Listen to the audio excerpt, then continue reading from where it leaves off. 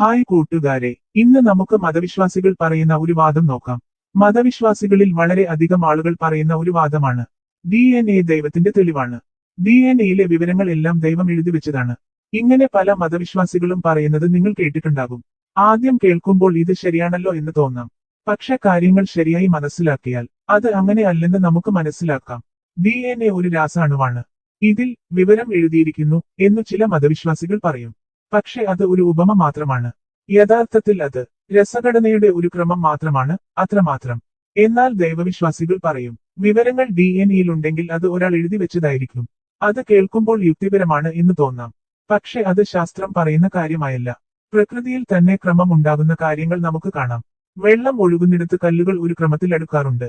അത് ആരെങ്കിലും വന്ന് അടുക്കി വെച്ചതല്ലല്ലോ. DNAയുടെ കാര്യം അതുപോലെയാണ്. DNA ഇങ്ങനെ ആയത് ഒരു ദിവസം കൊണ്ടല്ല, 1-2 വർഷം കൊണ്ടുമല്ല, ലക്ഷക്കണക്കിന് വർഷങ്ങൾ കൊണ്ടാണ്. ആദ്യം ചെറിയ ചെറിയ മാറ്റങ്ങൾ ഉണ്ടാകും. അവയെ മ്യൂട്ടേഷൻ എന്ന് പറയും.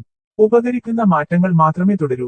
അതാണ് നാച്ചുറൽ സെലക്ഷൻ. ഇങ്ങനെ ചെറിയ ചെറിയ മാറ്റങ്ങൾ തലമുറകളിലൂടെ കൂട്ടിച്ചേർന്നു വലിയ മാറ്റങ്ങളായിത്തീരും. ഇതിനെ തന്നെയാണ് ഇവോല്യൂഷൻ എന്ന് പറയുന്നത്.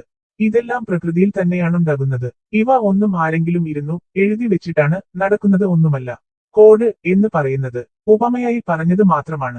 മതവാദികൾ പറയുന്ന മറ്റൊരു വാദമാണ് DNA ഇത്ര സങ്കീർണമാണെങ്കിൽ അതിന് ഒരു സൃഷ്ടാവുണ്ടായിരിക്കും, അത് ദൈവം ഉണ്ടാക്കിയതായിരിക്കണം എന്നാണ്. ഒക്കെ പക്ഷെ എന്തെങ്കിലും ഒന്ന് സങ്കീർണമാണെന്ന് പറഞ്ഞാൽ മാത്രം അത് ദൈവം ഉണ്ടാക്കിയതാണെന്ന് തെളിയിക്കാൻ പറ്റില്ലല്ലോ. അതിന് തെളിവും കൂടി വേണ്ടല്ലോ. ആ തെളിവ് ഈ വാദത്തിന് ഇല്ല. ഇത് ഗോഡ് ഓഫ് ദ ഗാപ്സ് എന്നൊരു തെറ്റായ ചിന്തയാണ്. ഒന്നിനെക്കുറിച്ച് നമുക്ക് വ്യക്തത ഇല്ലെങ്കിൽ അല്ലെങ്കിൽ അറിയില്ലെങ്കിൽ അത് ദൈവം ഉണ്ടാക്കിയതാണ് എന്ന് പറയുന്നതാണ് ഈ വാദം. DNA എങ്ങനെ ഉണ്ടായി, എങ്ങനെ മാറി, എങ്ങനെ പ്രവർത്തിക്കുന്നു, ഇതെല്ലാം ശാസ്ത്രം വ്യക്തമാക്കുന്ന കാര്യങ്ങളാണ്. DNA രൂപപ്പെട്ടത് ലക്ഷക്കണക്കിന് വർഷങ്ങൾ നീണ്ട രാസപ്രക്രിയകളിലൂടെയാണ്. ചെറിയ ചെറിയ അണുക്കൾ കൂടിച്ചേർന്ന് വലിയ അണുക്കളായി. അവ വീണ്ടും ചേർന്ന് ഇന്നത്തെ DNA പോലെയുള്ള സങ്കീർണമായ ഘടനയായി. DNA മാറുന്നതിന് പ്രധാന കാരണം മ്യൂട്ടേഷനുകളാണ്. അതാണ് ചെറിയ മാറ്റങ്ങൾ. ചിലപ്പോൾ സ്വാഭാവികമായി മാറും, ചിലപ്പോൾ പരിസ്ഥിതിയുടെ കാരണത്താലും മാറും. ഉപകരിക്കുന്ന മാറ്റങ്ങൾ മാത്രം തലമുറകളിലൂടെ തുടരും. DNA പ്രവർത്തിക്കുന്നത് വളരെ ലളിതമായ രീതിയിലാണ്. ഇതിൽ ബേസ് എന്ന ചെറിയ ഘടകങ്ങളുണ്ട്. അവയുടെ ക്രമം ഏതാണ് എന്ന് നോക്കിയാണ് കോശം എന്ത് ചെയ്യണമെന്ന് തീരുമാനിക്കുന്നത്. മസിൽ ഉണ്ടാക്കണോ, ചർമ്മം ഉണ്ടാക്കണോ, കണ്ണിന്റെ കളർ ഏത് ആക്കണോ, ഈ ക്രമങ്ങളാണ് എല്ലാം പറയുന്നത്. അതിനാൽ DNAയിൽ എന്താണ് നടക്കുന്നത് എന്ന് ശാസ്ത്രം വളരെ വ്യക്തമായി വിശദീകരിക്കുന്നു. ഇതിൽ ഒന്നും മാന്ത്രികതയോ ദൈവിക എഴുതുകളോ അങ്ങനെയൊന്നുമില്ല. DNA അത്ഭുതകരമാണ്, അതെ, അതിൽ സംശയമില്ല. പക്ഷെ അതിന്റെ അത്ഭുതം പ്രകൃതിയിലാണ്, പ്രകൃതിപരമാണ്. അതില്ലാതെ മാന്ത്രികത ഒന്നും അതിലില്ല. DNA ദൈവത്തിന്റെ തെളിവാണ് എന്ന വാദം ഒരു കപട ശാസ്ത്രവാദം മാത്രമാണ്. അതിന് ശാസ്ത്രീയ തെളിവുകൾ ഒന്നും തന്നെയില്ല. ഇങ്ങനെയുള്ള വാദങ്ങൾ കേൾക്കുമ്പോൾ രോമാഞ്ചമോ അത്ഭുതമോ തോന്നാം. പക്ഷെ യാഥാർത്ഥ്യവും സത്യവും ഇത്തരം വാദങ്ങളിൽ ഒന്നുമില്ല.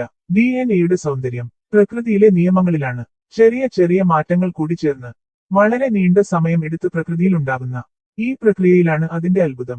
അല്ലാതെ ഇതിൽ മറ്റൊരു ദൈവിക അത്ഭുതവും ഒന്നും തന്നെയില്ല. അതിനാൽ കൂട്ടുകാരെ, കേൾക്കുന്ന എല്ലാം വിശ്വസിക്കേണ്ട കാര്യമില്ല. ഒന്ന് ആലോചിച്ചാൽ മതി. അത് ശാസ്ത്രം പറയുന്ന കാര്യമാണോ, അല്ലെങ്കിൽ ആരോ എന്തെങ്കിലും തോന്നി പറഞ്ഞതാണോ?